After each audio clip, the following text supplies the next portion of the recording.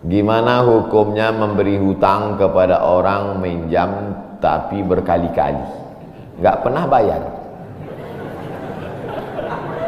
Apakah kita termasuk orang yang menzolimi dengan tidak mendidik orang tersebut menjadi mandiri?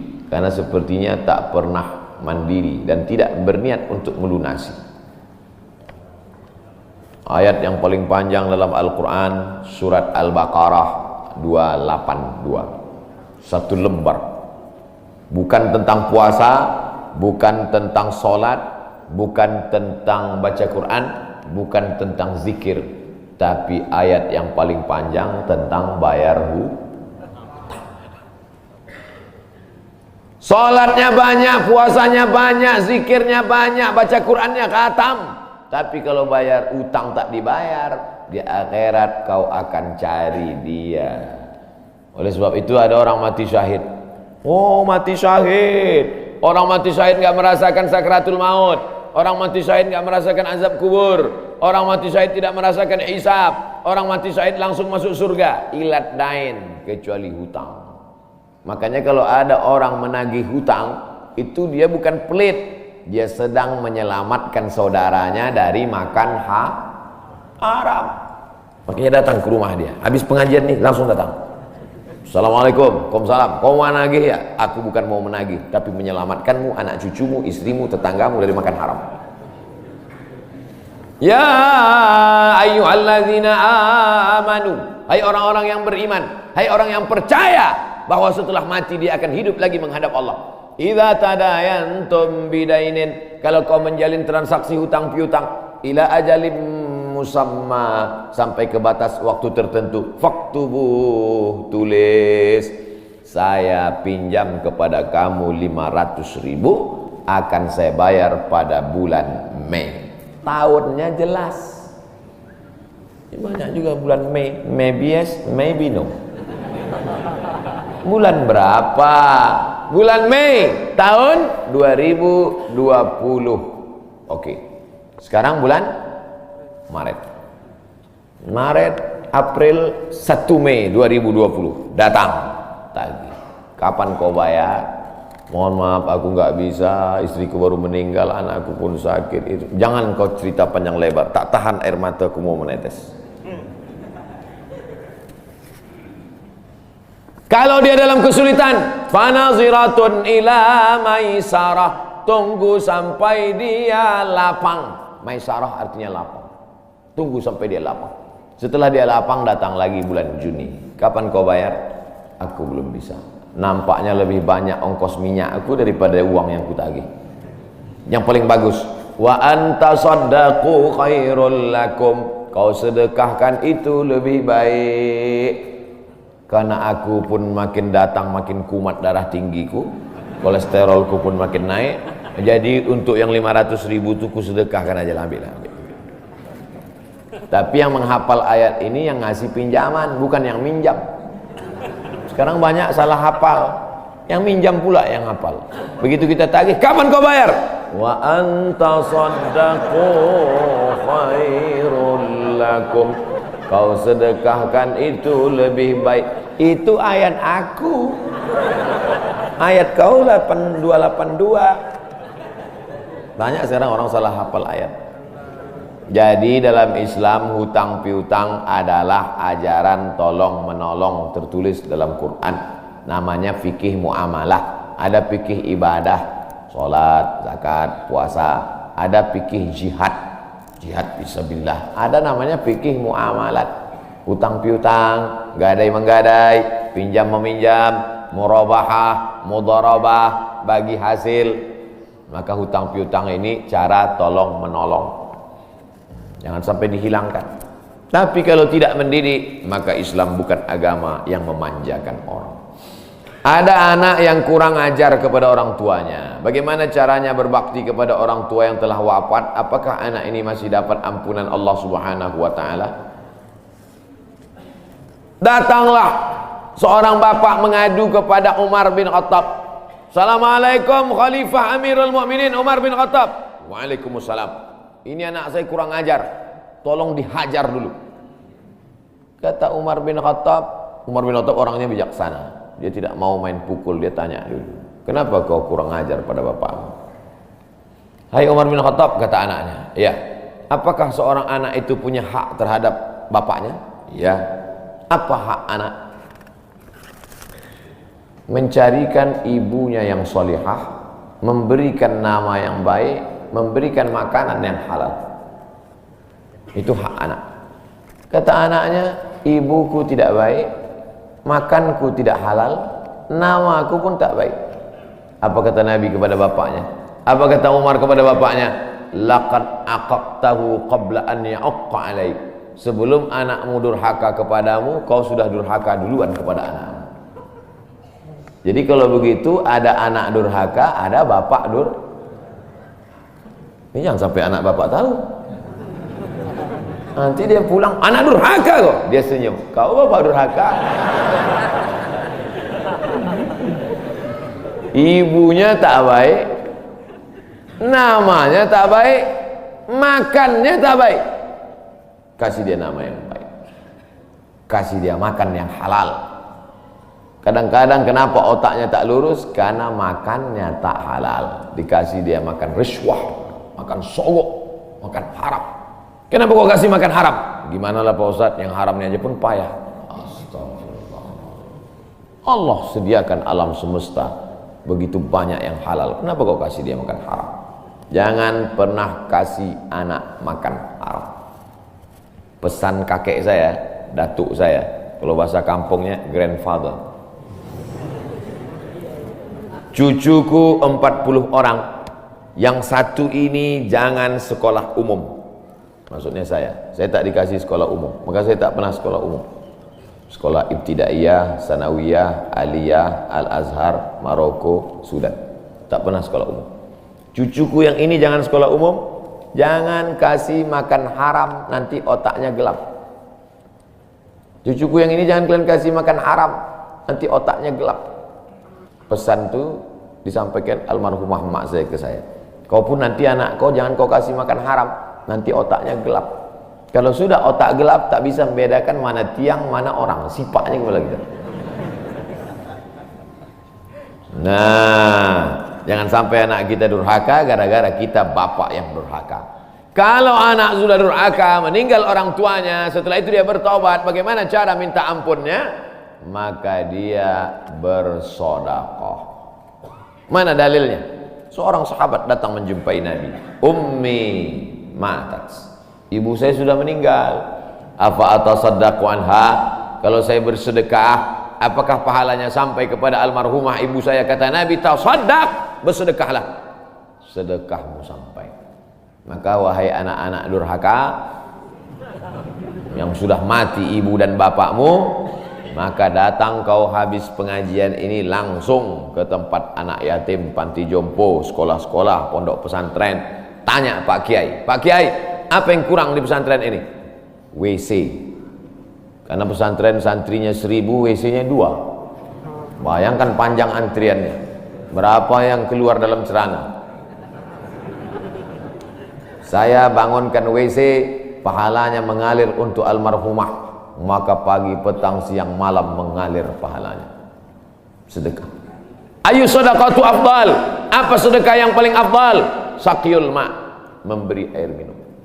Sedekah yang paling afdal, kasih air minum. Saya ceramah di Banjarmasin, di depan rumah seorang pejabat. Itu ada kulkas, tapi nggak sampai beku, freezer. Setiap dipencet keluar air dingin. Gelasnya dikasih pakai rantai besi, takut dilarikan tukang ambil aluminium. Buat wakaf untuk almarhumah. Nah, itu bagus kan. Saya ceramah di Malaysia, di pintu masjid itu ada kotak box. Kalau kita ambil satu botol, keluar botol baru. Ambil satu botol, keluar botol baru. Wakaf untuk, itu bagus, sedekah. Jangan sedekah teh botol, nanti dia kena diabetes. Air putih, ini bagus, mengalir. Sedekah sumur bor, pergi ke masjid, putar keran nggak ada air, tanya pengurus masjid, Pak pengurus, ya mana sumur bor? Nggak ada, saya buatkan. langsung bunyi. Itu berarti cash itu. Begitu cara berbakti pada orang tua dengan sedekah. Tapi Pak Ustadz, saya jangankan sedekah, makan saya pun Senin Kamis Pak Ustadz doa, Allahumma fir lahu warhamhu wa'afihi wa'fu anhu. Bangun tengah malam, Rabbi firli wali walidayya warhamhuma kama rabbayani shaghira. Apa itu bid'ah? Bid'ah membuat sesuatu yang tidak dibuat oleh Nabi Muhammad SAW. Tidak ada dalilnya dari 3 aspek: qauli, fi'li, taqriri. Perbuatan yang tidak ada dalilnya bid'ah. Jangan dikatakan perbuatan yang tidak dibuat Nabi bid'ah. Perbuatan yang tak ada dalilnya bid'ah. Karena kalau dikatakan yang tidak dibuat Nabi bid'ah, Nabi tidak pernah pakai peci. Tunjukkan saya mana hadis Nabi pakai peci. Berarti peci ini bid'ah. Nabi mimbarnya tangganya dari depan. Ini masjid tangganya dari belakang. Berarti mimbar ini bid'ah. Mimbar Nabi tangganya dari depan, 3 lantai, 1, 2, 3. Jadi yang dimaksud dengan bid'ah perbuatan yang tidak ada dalilnya. Misalnya jam 12 siang ada bapak-bapak di panas terik tegak menghadap matahari. Pak, bapak ngapain? Aku mengagungkan Allah di bulan Rajab. Bid'ah itu, karena tidak ada dalilnya sama sekali. Tapi selama ada dalilnya, tidak boleh kita katakan orang itu melakukan perbuatan bid'ah. Malam Jumat baca Yasin, kumpul 10 orang baca Yasin. Yasin wal Qur'anil Hakim innaka laminal mursalin. Bid'ah. Loh, coba lihat dalilnya. Yang dibacanya itu Quran apa Quran? Quran. Baca Quran apa pahala? Yasin itu Quran atau enggak Quran? Quran. Man qara'a Yasin fi lailatin, siapa yang baca Yasin suatu malam, asbaha maghfuran lah, subuhnya sudah diampuni dosanya. Mestinya baca Quran itu semua, tapi karena dia enggak sanggup semua, dia pilih hati Quran. Hati Quran itu Yasin. Sentuhlah dia tepat di hatinya, dia akan jadi milikmu untuk selamanya.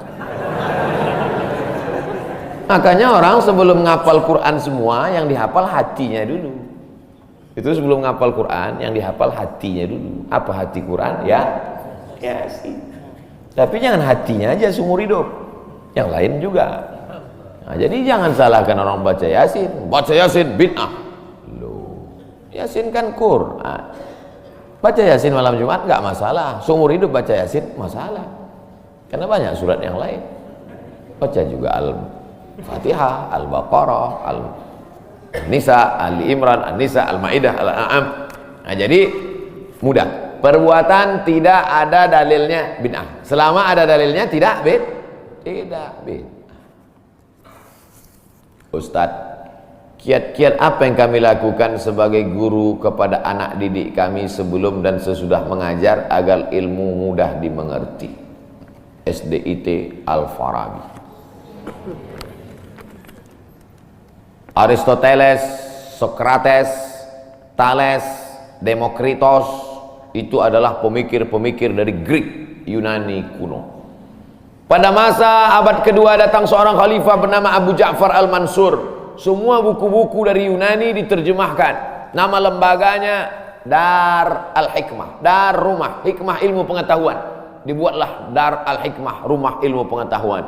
Diterjemahkanlah dari bahasa Yunani ke dalam bahasa Arab. Akhirnya orang Islam pun jadi dokter Avicenna, karena orang Barat payah menyebut Ibnu Sina. Averroes, Ibnu Rus. Tapi ada seorang yang bergelar the second teacher. First teacher Aristoteles, second teacher Al-Farabi. Ternyata Al-Farabi ini bukan dari Arab, tapi dari Pomalaa. SDIT Al-Farabi. Ini supaya wali murid tahu. Anak ibu di mana? SDIT Al-Farabi. Al-Farabi itu artinya apa? Ya SDIT. Al-Farabi itu di barat dia diberi gelar the second teacher. Guru pertama Aristoteles, guru kedua adalah Al-Farabi, saking cerdasnya. Artinya apa?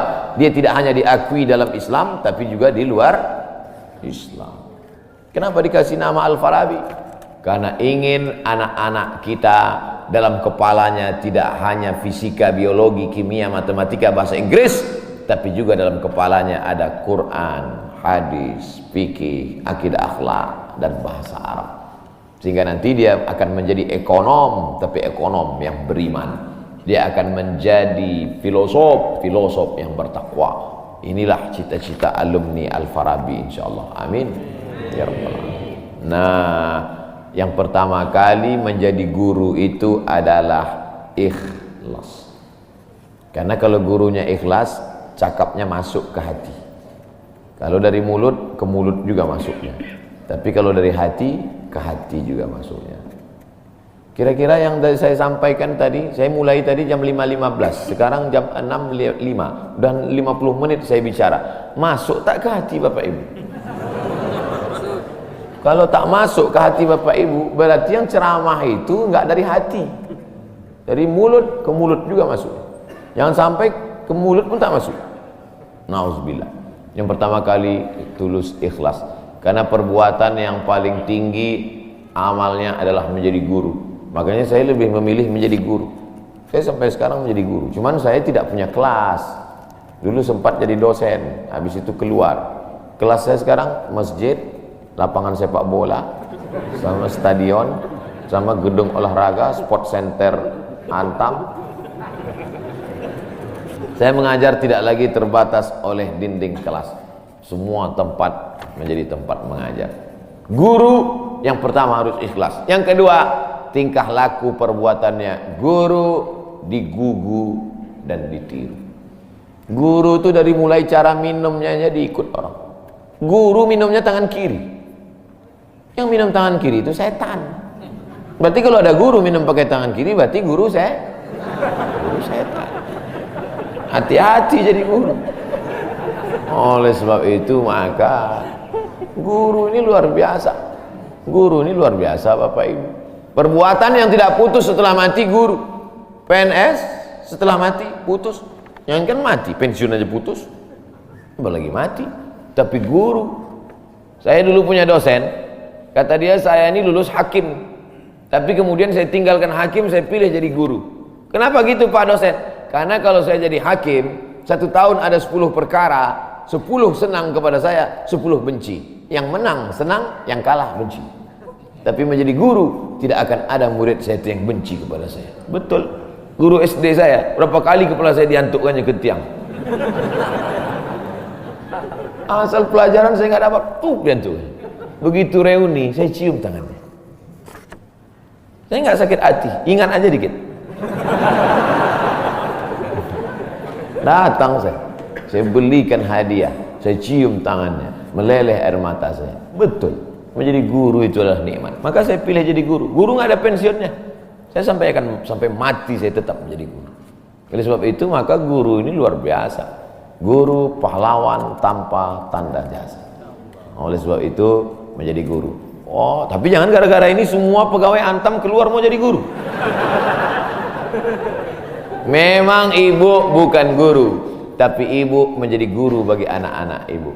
Bapak jadi guru bagi keluarga bapak. Itu kita sudah menjadi guru insya Allah. Mak saya perempuan yang biasa, dia bukan guru, dia bukan PNS, dia bukan kepala sekolah, tapi dia menjadi guru bagi kami anak-anak. Kalau kami pulang bawa main-mainan, dia tanya, mainan ini dapat dari mana? Dari jalan mak, antar ke tempat kau jumpa tadi, karena tak tahu itu punya siapa. Nanti di akhirat ini akan kau pikul menghadap Allah SWT. Sampai hari ini kalau ketemu barang-barang di jalan tidak berani bawa pulang, ingat pesan almarhumah emak Ali. Mungkin cakap ustaz tidak masuk ke telinganya, tapi kata-kata ibu luar biasa. Ibu-ibu, bapak-bapak, nanti kalau mau sakratul maut, pesan paling jitu sampaikan pas mau mati. Jangan makan haram. Luar biasa itu, mereka berkesan. Sampai anak cucu akan mereka sampaikan. Nenekmu dulu ketika mau mati, pesan terakhirnya, jangan makan haram. Baru sebut la ilaha illallah. Pertama, ikhlas. Yang kedua, perhatikan tindak tandukmu, kau dikuku dan ditiru. Yang ketiga, insya Allah bangkitkan semangat, karena setelah kau mati akan mengalir pahalanya. Abdul Somad kalau mati meninggal dunia, setiap bulan Rajab, bapak-bapak, ibu-ibu, anak-anak bapak, cucu bapak, ibu yang hadir-hadir nih, anakku yang kecil, setiap bulan Rajab mereka beramal. Abdul Somad sudah mati dimakan cacing tanah di Pulau Sumatera, di Riau, pahalanya tetap mengalir. Dari mana? Dari Pomala. Bismillahirrahmanirrahim. Assalamualaikum Ustaz. Waalaikumsalam. Apa tips cara meraih kesuksesan yang berkah di masa muda?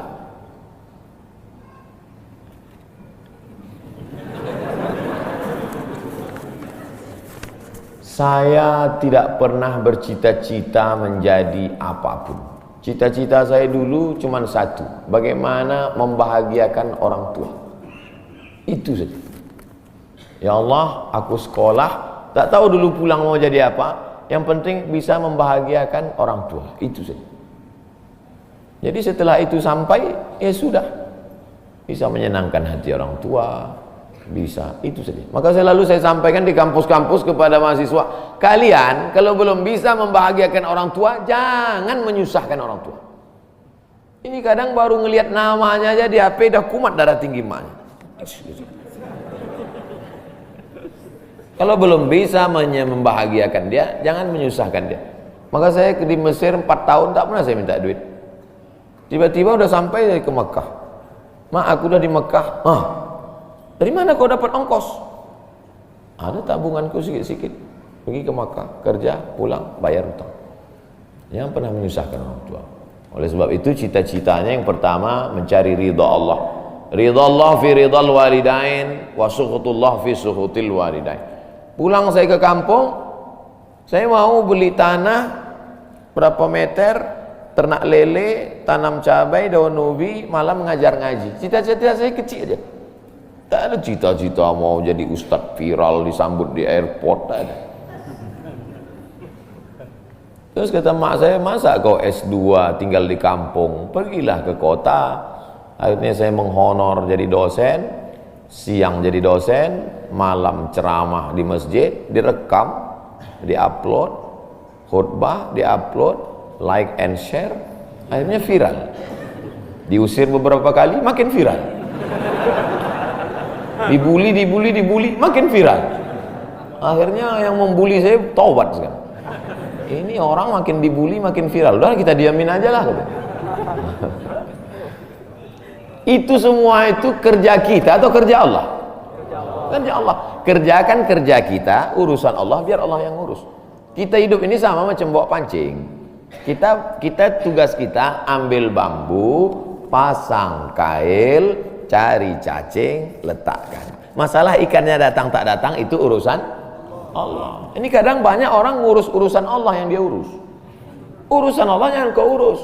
Kata Allah, yang mendatangkan ikan ini urusan aku. 10 pancing pasang, itu urusan kita. Tarik pancing 1, cacingnya hilang. Cari pancing 1, kailnya hilang. Cari pancing 1, talinya hilang. Yang ke-10, bambunya hilang. Marahkah kita? Tidak. Karena urusan kita sudah selesai. Serahkan urusan Allah. Pulang ke rumah, rupanya Allah mau kasih kita bukan ikan mentah, tapi ikan masak. Banyak orang terlalu berpikir hidup ini kau buat saja urusanmu, urusan Allah. Urusanmu berangkat dari rumah kerja, masalah hasilnya urusan Allah. Berapa banyak orang bekerja tapi tak dapat apa-apa. Betul? Kalau sudah rezeki tak kemana. Tapi jangan gara-gara ini lalu bapak enggak kerja. Dibangunkan ibu besok pagi, bang, abang enggak kerja masuk kantor. Urusan Allah. Kalau ada suami ibu seperti itu, ibu jangan marah, biarkan aja. Nanti jam 12 dia bangun, dia lapar, dia tengok, mana makanan? Ibu jawab, urusan Allah.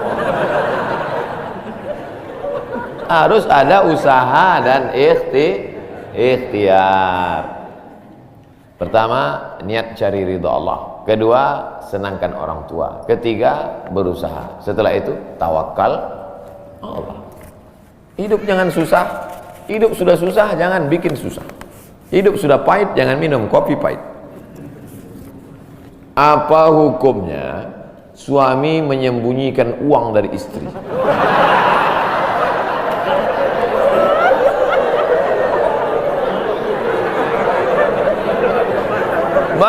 Bang, kata istrinya.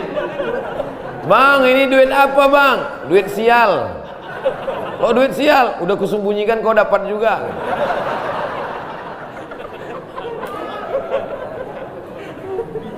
Bapak menikah sama ibu, ibu menikah sama bapak. Apakah hartanya jadi satu atau harta masing-masing?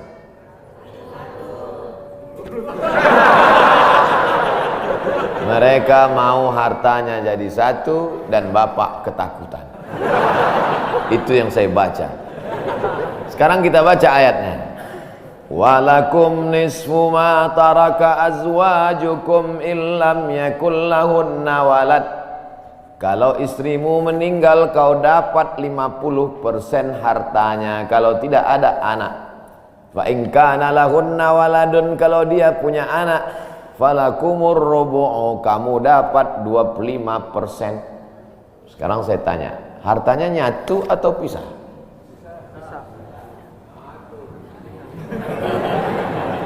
Memang kalau belum sarapan susah nangkap. Saya ulang sekali lagi.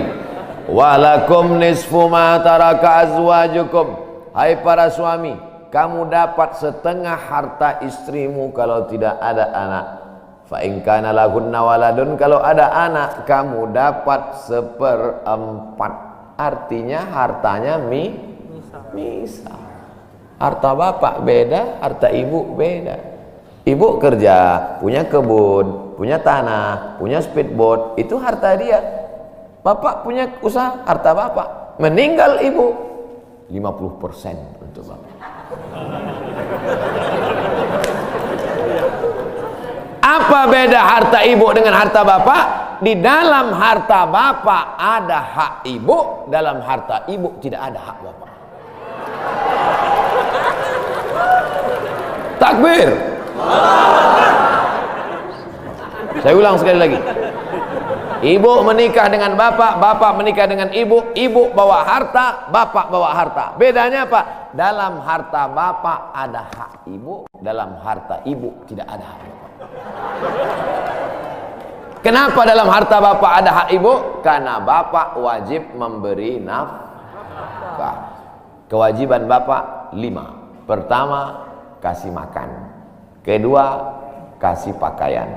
Ketiga, kasih tempat tinggal. Keempat, kasih pendidikan. Kelima, kasih perhatian. Lebih dari yang ini, itu bukan milik mereka lagi. Jelas? Ini ada sekarang suami setelah menikah, pas dilihat surat apa semua, tak ada punya dia. Semua atas nama istrinya. Ini orang kalau meninggal ini tidak kena azab kubur, karena di dunia sudah terlalu azab dengan istrinya. Dari yang saya sampaikan ini jelas tentang pembagian batasan-batasan harta. Jelas? Jelas. Jadi tidak serta-merta setelah menikah, jangan mau anak perempuan kita ditipu laki-laki. Istriku, mana surat mobilmu, mana surat tanahmu? Tadi kita sudah akad nikah, semua hartamu, milikku, surgamu di bawah tapak kakiku. Oh, tidak begitu. Makanya laki-laki harus ngerti, perempuan juga harus paham. Kalau tidak, sedang main bola aja ada aturannya, statuta. Kalau tidak, akan hancur. Tapi insya Allah jelas itu. Pak Ustadz minta tolong doakan ibu saya, sudah lama sakit. Nanti kita doakan di akhir majelis. Bukan cuma ibu bapak, ibu-ibu semua kita doakan. Bagaimana niatnya doanya? Bagaimana niatnya doanya mandi taubat? Nawaitu, aku berniat ghuslat taubat, mandi taubat. Saya nggak bisa bahasa Arab Pak Ustadz, bahasa Indonesia, bahasa Makassar, bahasa Jawa, bahasa Batak, bahasa Mandailing, bahasa Aceh. Saya niat mandi taubat karena Allah Ta'ala. Bagaimana cara mandinya Pak Ustadz? Seperti mandi wajib, basah dari ujung rambut sampai ke ujung kaki. Di mana mandinya Pak Ustadz? Di laut bisa. Kolaka ini 30% saja daratan Pak Ustadz, yang 70 adalah lautan. Nah, mandi di laut. Apalagi kalau sampai ke tengah laut, bukan cuma dosanya hilang, orangnya hilang sekali.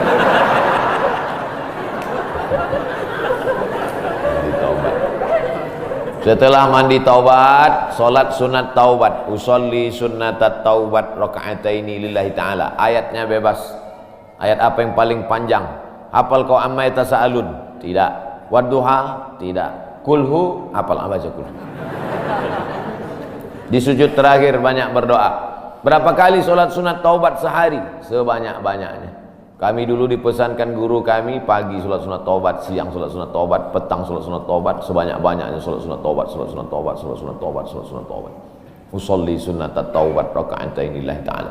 Ma min muslimin yudhnibu dzamban, ada orang yang silap salah berbuat dosa, summa yatatahhar, bersuci, berwudu, mandi taubat, summa yusolli raka'ataini, sholat sunat 2 rakaat, summa yastaghfirullah, minta ampun kepada Allah, illa ghafarallahu lah, Allah mengampunkan dosa-dosanya. Bulan Rajab banyak-banyak taubat. Bulan Sya'ban tingkatkan ke taubat. Masuk ke dalam bulan Ramadan, insyaallah mendapatkan Lailatul Qadri khairum min alfi syahr.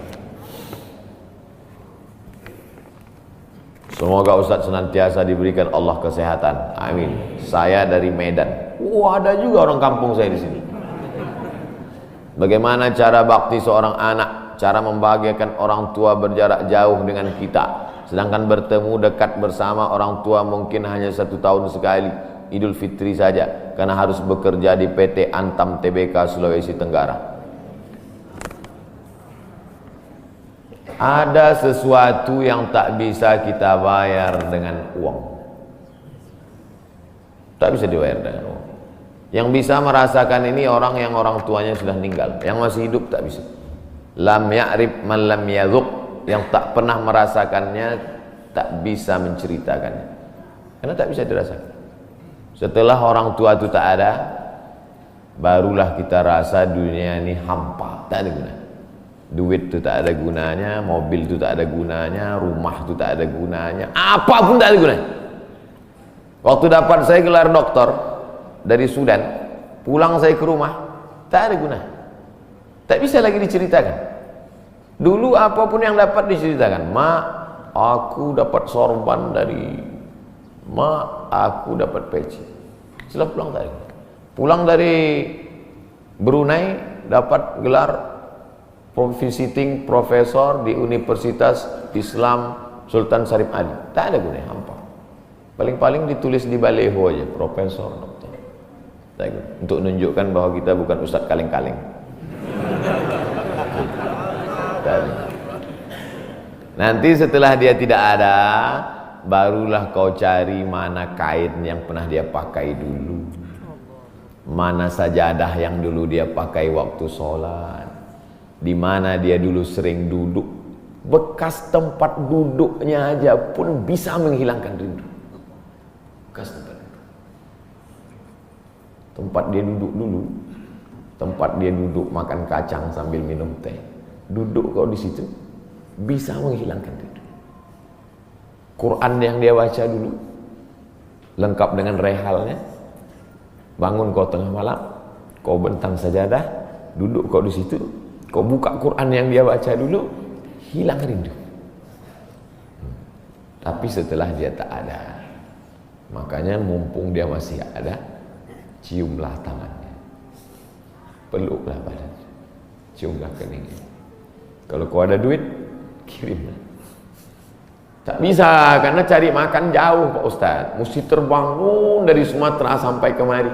Apa boleh buat? Memang begitu kondisi ekonomi kita sekarang. Allah tidak marah, tapi kalau kau mampu, kirimlah. Siapa orang yang kira-kira bisa digaji, dibayar untuk memasakkan dia di rumah? Berkirimlah.